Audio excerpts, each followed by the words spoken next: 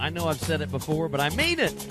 Of these people right behind the bucket chutes, they are in the chute seats presented by Chenier. And that vantage point is awesome. That's why you see all of these smiling people enjoying their time in our chute seats. What a great place to be inside NRG Stadium. Well, Andy, they get to look down on all that beautiful equipment and those people that are taking care of it. That's our arena crew, hard at work. They are sponsored by Cavender's Boot City. There's the shot right there on his collar. You'd be surprised. They're here early and they stay long after we're gone, making sure that equipment works. Cavender's, thank you. Thank you. Oh, there's some beautiful people, Andrew. Yeah, unless you're taking a selfie, you got to put your phone away. Nope, no selfies there. Just waving. Hi, Mom.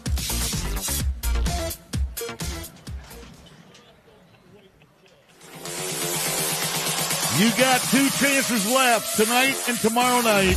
Don't miss our spectacular drone show. Tonight at 8 p.m., we'll be lighting the sky over NRG Arena. We'll do it again tomorrow night, and it's all presented by ExxonMobil. Great way to end the drone show, a bucket horse. It's like they knew where we were going. Saddle bronc riding, the next event here at Rodeo Houston. It's brought to you by Energy Transfer. It was an international affair a year ago with the Aussie Damian Brennan taking the title on that beautiful black horse from the Cervies named Ed Bishop. We've got some international athletes here. Canadian Ben Anderson will be the one to start it off. See how it goes, Bobby T.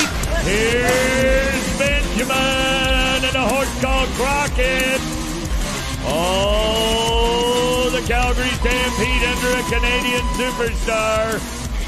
This is good. Now that horse has bucked a lot of guys off here of late. His 3-time NFR qualifier, Ben Anderson, he needs it today. Oh boy, way to set the bar.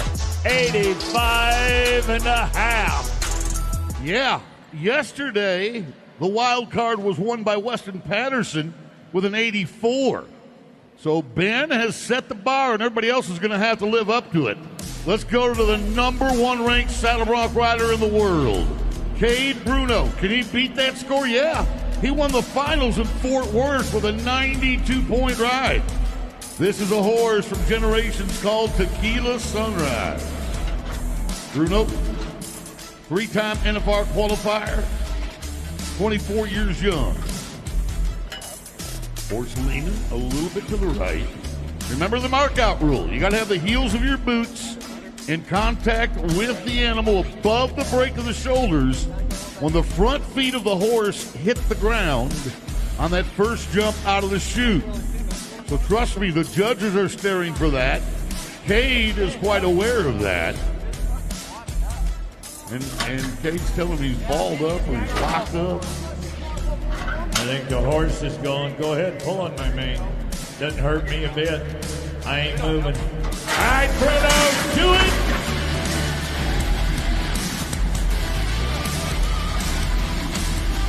Kind of an awkward start of sorts.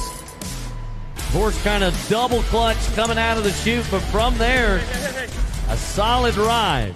See right here, horse kind of goes over to the left and then goes right down the gate, boy. Kind of like popping a clutch.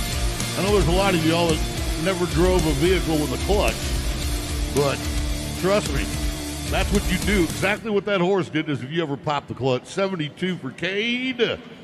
Let's go to Brody. One of the toughest battles of all. This is a rematch for Brody. The 2024 NFR qualifier had this horse as Ben Anderson watches on. He was bucked off this horse back in 2023. Then last summer was 81.5 at the Calgary Stampede. This horse claimed 2 victims in San Antonio. It's Cloudy Skies, the NFR mare from the Calgary Stampede. And Brody would need his highest marked ride this year at Rodeo Houston. He was 85 in Super Series number 4, but he's going to have to be 86 in order to get north of Ben Anderson and put himself at the top of our wild card leaderboard. You're exactly right, Andy. This horse has got some stuff that guys don't like. I don't think this horse likes humans. Let's see what she does. Whenever you have a horse that has a record book of high 70s, mid 80s, and then a lot of buck-offs in it, and we've got records that go back 2 or 3, 4 years, in some cases longer. What is he gonna do? Big jump, and he's going after it. Get your feet up, front, front, front. That was excellent for at least 5 to 6 jumps of the 8-second ride. There were a couple of places, though, where this horse threw some power at Brody, and it's going to cost him. So watch his right leg right here for a second. See how it doesn't go all the way over the top of the shoulder for about 2 jumps? Our judges are fussy. 77 points for the kid from Powell, Wyoming. Tomahawk Alberta's Dawson Dahm trying to beat his fellow Canadian, Ben Anderson. There is Anderson.